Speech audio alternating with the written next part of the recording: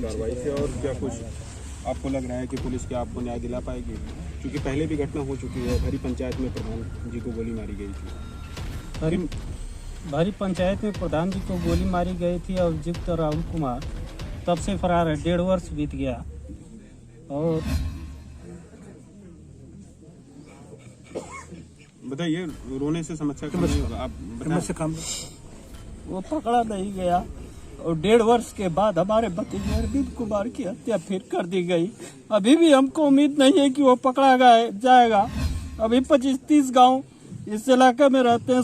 सभी गांव जो है कि आज तक दहशत में पड़े हुए हैं। कब तक दहशत में पड़े रहेंगे? क्या सरकार की ये योजना है, क्या सरकार की व्यवस्था, क्या ये सुविधाएं हैं कि माफिया इस तरह से गांव में आकर के घूमते हैं, पुलिस पकड़ नहीं पाती है? क्या उनकी कानून व्यवस्थाएं हैं? पुलिस ने 3 दिन का समय दिया था आप लोगों ने। पुलिस ने 3 दिन की समय दिया था, आज 10 दिन बीत गया। उस समय भी कहा था कि हम उसको 20 दिन में पकड़ लेंगे, 1 महीना में पकड़ लेंगे। आज तक बीत गया। 1.5 वर्ष के बाद हमारे भतीजा अरविंद कुमार की हत्या हो गई।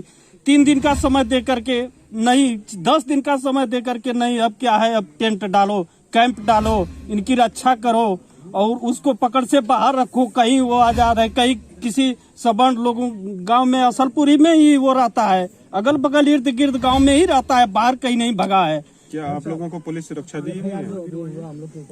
जी, अभी जो है कि अभी डीएम साहब आए थे हमारे अरविंद कुमार जी की हत्या के बाद। मैं डीएम साहब से प्रार्थना किया, हाथ गोड़ जोड़ा। मैंने कहा कि हमारे जो जाति वर्ग के हैं, ये बड़े गरीब तबके के हैं, ये न मार कर सकते हैं, न झगड़ा कर सकते हैं, न गाड़ी फूंक सकते हैं। श्रीमान जी, हमारे दलित वर्ग को कुछ नहीं होना चाहिए। और सांत्वना दिए कि नहीं कुछ होगा, नहीं कुछ होगा। डीएम साहब, एसपी साहब और सीएमओ साहब, ये सभी लोग आए थे। ये सभी लोग कहे कि नहीं कुछ नहीं होगा, आप लोगों को, आप लोग डरिए मत, कुछ नहीं होगा। आज हम लोगों के ऊपर FIR चल रहा है। ये लोग ये सर पुलिस ने FIR किया है कि ये दलित वर्ग के लोगों ने मनबड़ किस्म के हैं, आकर के हमारे गांव में हम लोगों को मारते पीटते हैं और गाड़ी जला दिए हैं सर। जबकि ऐसा कुछ भी हम लोगों के अंदर तो नहीं है। आपको पुलिस की इस कार्रवाई से अपने आप को सुरक्षित समझ रहे हैं? सुरक्षित नहीं समझ रहे हैं सर। हम बाहर निकल ही नहीं पा रहे हैं घर में बैठ करके सर। कहाँ सुरक्षित है? पुलिस हमारे दरवाजे पर बैठी है। हम लाइटिंग कहीं जा करके करने जाते हैं, पुलिस को कहें कि नहीं चलो हमारे साथ। हमारे पास बहुत बढ़िया लाइटिंग नहीं है। हम गरीब है, झुग्गी झोपड़ी में रहने वाले हैं, कमाने खाने वाले हैं। शाम सुबह की रोटी मोहताज तो हो ही नहीं पाती है। क्या करेंगे? घर तक कब तक बैठे रहेंगे? कब तक हमारे बीवी बच्चे भूख से, पढ़ाई से, शिक्षा से ऐसे तैसे कैसे वंचित रहेंगे? हम लोग कैसे जीवन गुजारेंगे श्रीमान जी? योगी आदित्यनाथ जी, जिनका काम है योग करना, जिनका काम है पूजा पाठ करना, पूजा पाठ करने वाला व्यक्ति संविधान प्रदत्त अधिकारों का प्रयोग नहीं कर सकता है। पूर्वाग्रह से ग्रसित व्यक्ति, जिसके हाथ अपराध से ग्रसित हैं, जिसकी मानसिकता जाति और धर्म के आधार पर आधारित है, जो अंधविश्वास और पाखंड की खेती करता हो, ऐसा व्यक्ति जन कल्याण का काम नहीं कर सकता है। इसलिए बहुजन समाज पार्टी की तरफ से ये सलाह है, मांग नहीं सलाह दी जा रही है कि वे पद से इस्तीफा दें, उत्तर प्रदेश की जनता पर रहम करें और जिस काम में वे निपुण हैं उस कार्य को करें। यहाँ के जिला प्रशासन से मेरा कहना है कि राहुल सिंह जैसे कुख्यात अपराधी को तत्काल गिरफ्तार किया जाना चाहिए, उसके विरुद्ध NSA की कार्रवाई की जानी चाहिए। और पुलिस यदि गिरफ्तार नहीं कर सकती, वो सरेंडर नहीं करता है, तो हत्या करने के लिए जो व्यवस्था है अपराध है, अगर पुलिस उसे पकड़ में सक्षम नहीं है तो ऐसे कुख्यात व्यक्ति को जनहित में इनकाउंटर कर देना चाहिए। ये आम जनता की मांग है। जनता यहाँ जो मैं मौजूद हूँ, लोगों का कहना है कि लगभग 30-32 गांव ऐसे हैं जो कमजोर वर्ग के लोग दहशत में शाम सुबह खेतों में नहीं जा सकते, शाम सुबह बाजारों में अगर जाते हैं तो अगर देर हो जाती है तो घर लौटने में भी संशय है कि वो जिंदा बचेंगे या नहीं बचेंगे। ऐसे दहशतपूर्ण वातावरण का खात्मा करने के लिए जरूरी बन जाता है कि पुलिस को जो संविधान प्रदत्त अधिकार हैं, विधि प्रदत्त अधिकारों का प्रयोग करके आम जनता की दहशत खत्म करके जन सुरक्षा का काम करना चाहिए। उसके लिए जो कुछ भी करना पड़े करना चाहिए। पिछली बार 2015 के चुनाव से ये अदावत शुरू हुई और 2021 का चुनाव आ गया ग्राम पंचायत का। जी जी, अभी तक अदावत खत्म नहीं हुई।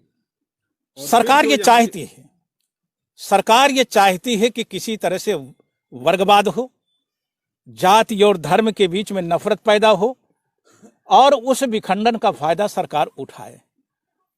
यही तो कारण था, यही कारण था कि जो 2019 में हत्या की गई, क्या इतना बड़ा सातिर हो गया?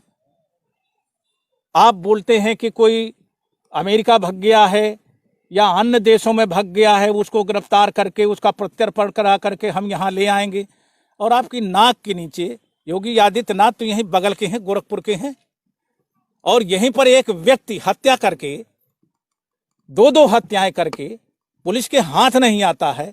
इसका मतलब है मजबूत संरक्षण उसके सर पर है, अन्यथा पुलिस उसे खोद करके निकाल लेती। कोई ना कोई मजबूत सत्ता का संरक्षण जरूर है, जिसकी वजह से पुलिस उसे गिरफ्तार करने में मजबूर है। अब पंचायत चुनाव भी उत्तर प्रदेश में आ गए हैं, क्या मौजूदा सरकार में क्या पंचायत जो चुनाव होंगे? हमें नहीं लग रहा है कि भय रहित वातावरण में चुनाव होंगे। हमें लगता है कि जिस तरह का माहौल पूरे उत्तर प्रदेश में सत्ता के जो नुमाइंदे हैं, सत्तासीन लोग हैं, जिनके नेतृत्व में ये चुनाव होगा, सरकारी मशीनरी पंगु जैसी बना दी गई। सरकारी मशीनरी को अगर हिदायत दे दी जाए और स्वतंत्र कर दिया जाए कि अपने हक और अधिकारों का प्रयोग करें, अपनी शक्तियों का प्रयोग करके निष्पक्ष चुनाव कराएं, तो हो सकता है कि निष्पक्ष चुनाव हो। लेकिन सरकार ऐसा होने नहीं देगी। सरकार चाहेगी कि मारकाट हो, उपद्रव हो, बहुत सारे लोग भय और दहशत के कारण चुनाव में न खड़े हों, और बहुत सारे लोग भय और दहशत के कारण उन्हीं लोगों को वोट दे बैठे जो चुनाव जीतने के बाद उन्हीं की छाती पर मूंग दलने का काम करते हैं। इसलिए मुझे तो नहीं लगता, आपको लगता है या न लगता है, लेकिन व्यक्तिगत बात है, मुझे नहीं लगता है कि पंचायतों के चुनाव निष्पक्ष होंगे। सरकारी मशीनरी का दुरुपयोग किया जाएगा, हारने वाले लोगों को जताने का काम किया जाएगा, और जो ऐसे व्यक्ति जिनको जनता चाहती है, जिनको जनता चुनना चाहती है, उन्हें बेईमानी से हराने का प्रयास किया जाएगा। लोगों का ये कहना, हर जगह कहना। पंचायत चुनाव में बीजेपी आ रही है, तो ऐसे में क्या दूसरे दल भी आएंगे? बसपा भी आएगी? नहीं, पंचायत चुनाव जो होते हैं, जैसे जिला पंचायत सदस्य का चुनाव है, क्षेत्र पंचायत सदस्य का चुनाव है, ग्राम प्रधान का चुनाव है, मेंबरों का चुनाव है, ये पार्टियों के चुनाव नहीं होते। लेकिन बीजेपी तो इस तरह का हल्ला मचाए है मीडिया में कि हर पद पर भारतीय जनता पार्टी रणनीति बना रही है कि पंचायतों के चुनाव में वो मुस्तैदी के साथ अपने प्रत्याशियों को जिताएं। समर्थन दिया जा सकता है, हर पार्टी अपना कैंडिडेट जिला पंचायत सदस्य लड़ाएगी। बहुजन समाज पार्टी भी पूरे उत्तर प्रदेश में पार्टी समर्थित उम्मीदवार जिला पंचायत सदस्य के लिए उतारेगी। सपा भी उतारेगी, कांग्रेस भी उतारेगी, बीजेपी भी उतारेगी, ना कौन सा काम। अभी आपने योगी जी को एक सलाह दिया है कि वो सत्ता छोड़ दें, तो क्या संविधान में ऐसा कुछ है कि एक योगी को सत्ताधारी नहीं होना चाहिए? संविधान व्यवस्था देता है कि यदि कोई चुनी हुई राज्य की सरकार किसी जाति और धर्म विशेष के जान, माल, ईमान और मजहब की सुरक्षा में अक्षम है, तो ऐसी इस देश के राष्ट्रपति को अधिकार है कि ऐसी सरकार को 24 घंटे में डिसॉल्व कर दे। धन्यवाद।